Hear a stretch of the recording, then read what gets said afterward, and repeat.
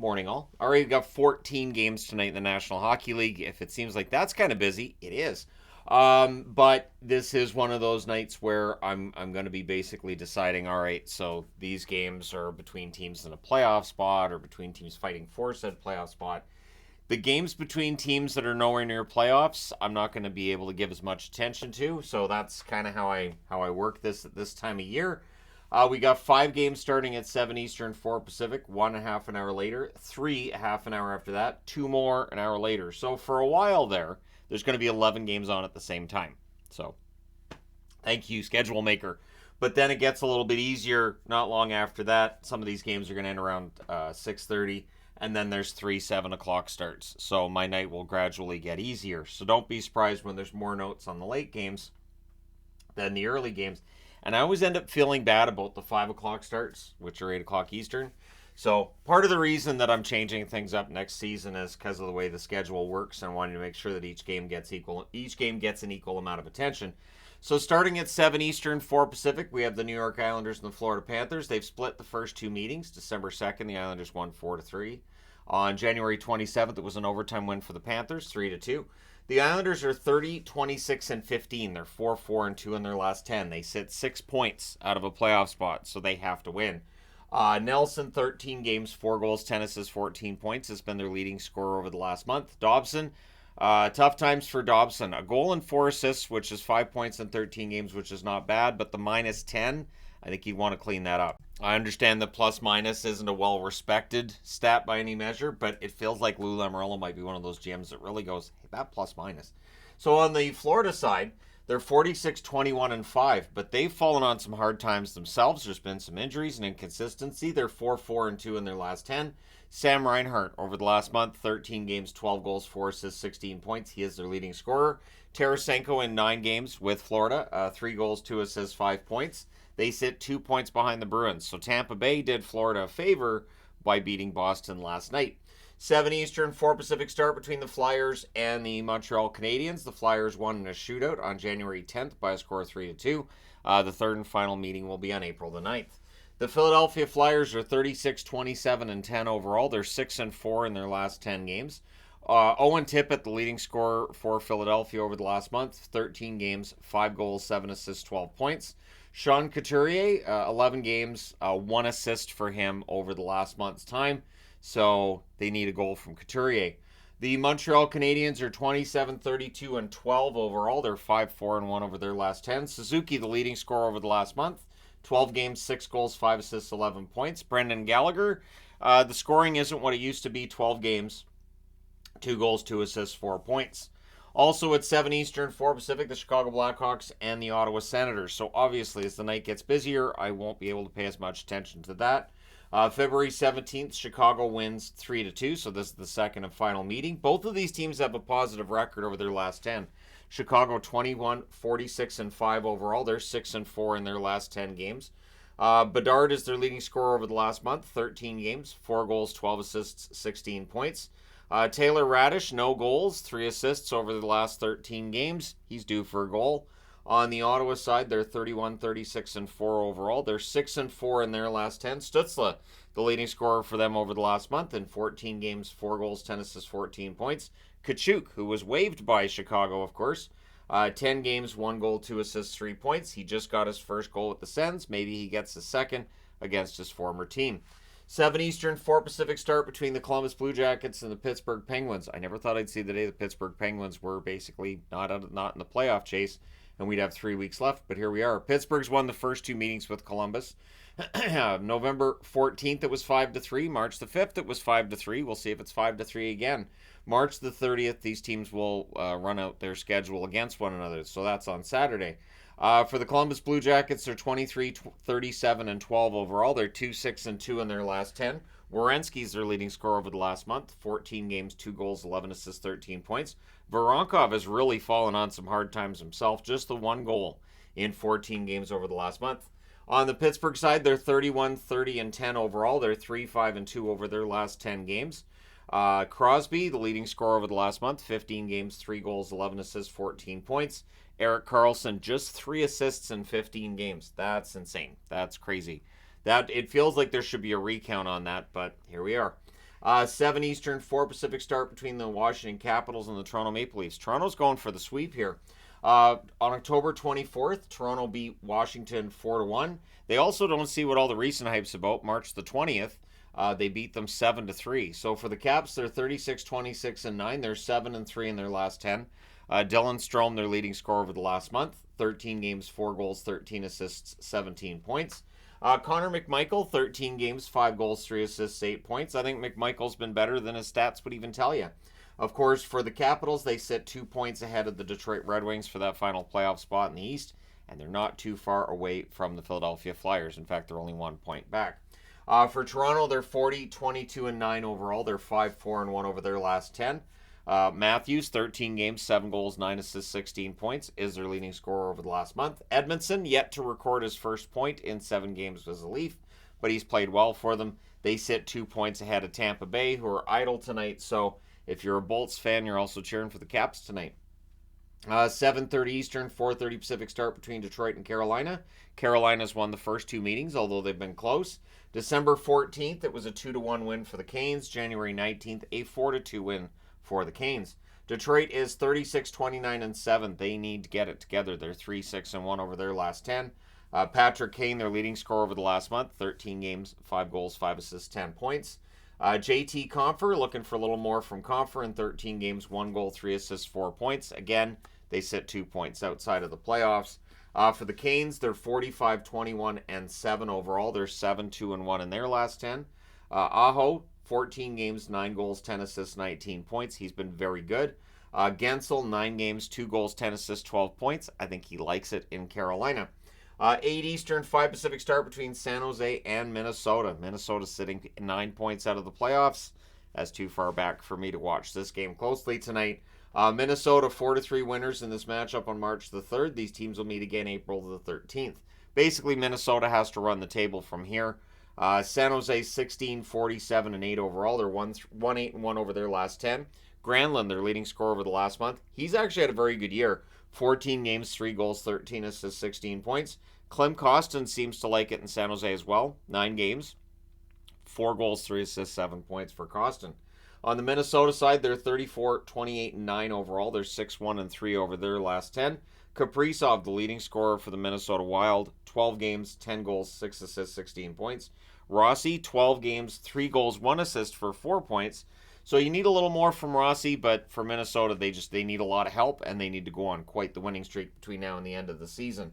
8 Eastern, 5 Pacific start between the Flames and the Blues. The Blues have won the first 2, so they're looking for the season sweep here. October 26th, it was a 3-0 win for St. Louis.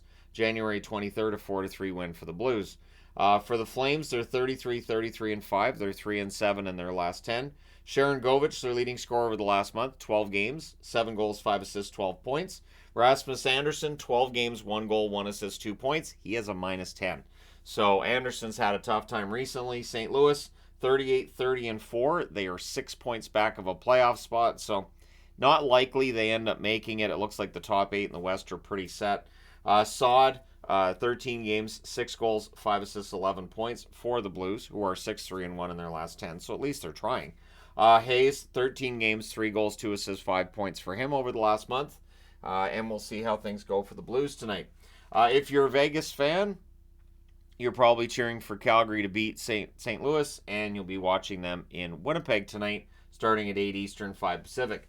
Vegas has won the first 2 meetings, so they're going for the season sweep. On October 19th, it was a 5-3 win. November 2nd was a 5-2 win. For Vegas, they're 39, 25, and 8 overall. Again, they're 6 points clear of St. Louis in the playoffs. 6, 3, and 1 in their last 10. Eichel, their leading scorer over the last month, 11 games, 5 goals, 7 assists, 12 points. Anthony Mantha, 10 games, 1 goal, 4 assists, 5 points as a Vegas Golden Knight. He's been getting assists lately. Winnipeg, 44, 22, and 6 overall. They're 4, 5, and 1 over their last 10. That needs to improve. They're only 4 points clear of Nashville right now, and Nashville's in Arizona tonight.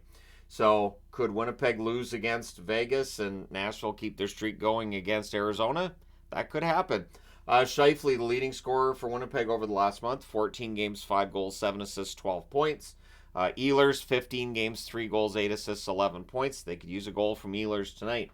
9 Eastern, 6 Pacific start between the Rangers and the Colorado Avalanche. This might be game of the night material on a night with 14 games. February 5th, it was a 2-1 overtime win for the Rangers. The Rangers are 48-20-4 overall. They're 8-2 in their last 10. Panarin, 12 games, 8 goals, 12 assists, 20 points for him to lead them in scoring over the last month. Kreider, 12 games, just the 3 goals, though. 6 assists for 9 points. The Rangers sit 3 points clear of Carolina atop the division. So if you're a Canes fan, you're also cheering for the Abs tonight. Avalanche are 46-21-5 overall. They're 9-1 over their last 10 games, and that one being their most recent game. So they're going to be looking to bounce back from that. McKinnon, 12 games, 10 goals, 15 assists, 25 points, looking to keep his record point streak to start the season going. Or keep it going, and of course it pulls him within 4 of Gretzky if he gets the point tonight, because that'd be 36, right? Middlestad, 8 games, 2 goals, 3 assists, 5 points for him since joining Colorado. He's been quite good. They sit 3 points ahead of the Winnipeg Jets in second place in the division. And then 9 Eastern, 6 Pacific start between the Kings and the Oilers, who it looks like could very well meet each other in the playoffs yet again. The Oilers have won 2 of the first 3, so they're looking to win the season series. LA wants to even it up.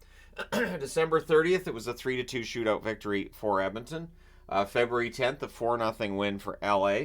And February 26th, a 4-2 win for Edmonton. The LA Kings, 38-22-11 overall. They're 7-3 over their last 10. Kopitar, their leading scorer over the last month, 13 games, 7 goals, 9 assists, 16 points. For Byfield, 13 games, just the 1 goal. So looking for more goals from Byfield. 7 assists and 8 points during that time. The Oilers, 43-23-4 overall. They're 5-3-2 over their last 10. And this, it feels like, is the first kind of stumble they've had since the new coach takes over. So we'll see whether or not they can pull themselves out of this against an LA Kings team that's been quite good lately. McDavid, the leading scorer for the Oilers over the last month, because of course he is. 13 games, 4 goals, 21 assists, 25 points. Evander Kane, just 4 assists in 12 games. So I don't understand what's going on with Kane this year, but the goal scoring just hasn't been there. 10 Eastern, 7 Pacific start between the Coyotes and the Nashville Predators. Interestingly enough, the Coyotes have won 2 of the first 3 meetings, so Nashville has been warned. November 11th, a 7-5 win for Arizona. January 20th, a 3-2 win for Arizona. Of course, the Preds currently on an 18-game point streak, which would probably include the February 10th game where Nashville won 5-4 in overtime, because sure, maybe. But at any rate, they've been very, very good since the All-Star break. They're 43-25-4 overall. They're 8-0-2 in their last 10 games.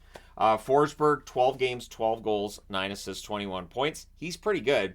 Jankowski has had quite the run lately, too. I felt like he should get a bit of a shout-out here. 12 games, 3 goals, 7 assists, 10 points. They are 4 points ahead of Vegas, so they're pretty solidly entrenched in a wild card spot, but they're only 4 points back of Winnipeg, so it's right there. Arizona, 30-37-5 overall, but they're 5-5 over their last 10, so the Coyotes doing a good job of playing spoiler right now. Schmaltz, 14 games, 4 goals, 13 assists, 17 points, has been their leading scorer over the last calendar month. Kerfoot, 14 games, 2 goals, 2 assists, 4 points for Alex Kerfoot. Also at 10 Eastern, 7 Pacific, the Ducks and the Seattle Kraken. We'll see how the Ducks play tonight. A couple nights ago, not so well. So Seattle's won the first 2 meetings. December 23rd, it was 3-2. March 26th, 4-0. And Anaheim only had 13 shots. These teams will meet again April the 5th. For Anaheim, they are 24-44-4. Lots of 4s in there. They're 1-8-1 over their last 10 games. Killorn over the last month, 14 games, 7 goals, 2 assists, 9 points. He is their leading scorer. Silverberg over that same time period in 14 games, just the 1 assist. On the Seattle side of things, they're 29-29-13. They're 2-6-2 in their last 10. They just ended an 8-game winless streak with the win over the Ducks. They're trying to win 2 in a row now. McCann, their leading scorer over the last month, 12 games, or 13 games, I should say, 2 goals, 7 assists, 9 points. Cartier has been prominent, hasn't been producing. 1 assist in 13 games over the last month. 10 Eastern, 7 Pacific. The reason I'm wearing the Canucks Flying V, let's win an ugly one. Dallas and Vancouver renew their rivalry. Vancouver and Dallas splitting the first 2 meetings. November 4th, a 2-0 win for Vancouver. December 21st, a 4-3 overtime win for Dallas. Dallas is 45-19-9 overall. They're 8-2 over their last 10 games. Jamie Benn has turned back the clock by about 5 years. 12 games, 8 goals, 10 assists, 18 points to be their leading scorer over the last month. Hintz, 12 games, 3 goals, 5 assists, 8 points. He's been kind of snake bit lately. Hopefully he gets one. They sit, of course, 2 points ahead of Colorado, so I'll be very interested in what happens in this matchup here. Vancouver, 45, 19, and 8. By my count, whoever wins this game clinches a playoff spot. In fact, by my count, I think if it's an overtime win for Dallas, they both clinch playoff spots. So Vancouver 7-2-1 over their last 10 games. Quinn Hughes 11 games, 1 goal, 10 assists, 11 points for Hughes. He's their leading scorer over the last month. Pud Colson just the 1 assist in 10 games, but you know what? Watching him live against the Kings the other night, I thought he was one of the better Canucks, to be honest, and maybe he ends up getting himself a goal, gets rewarded for his hard work. Let me know your picks in the comment section below as always. Don't forget to hit like and subscribe if you haven't done so already. Thank you guys so much for all your support. I will talk to you again soon.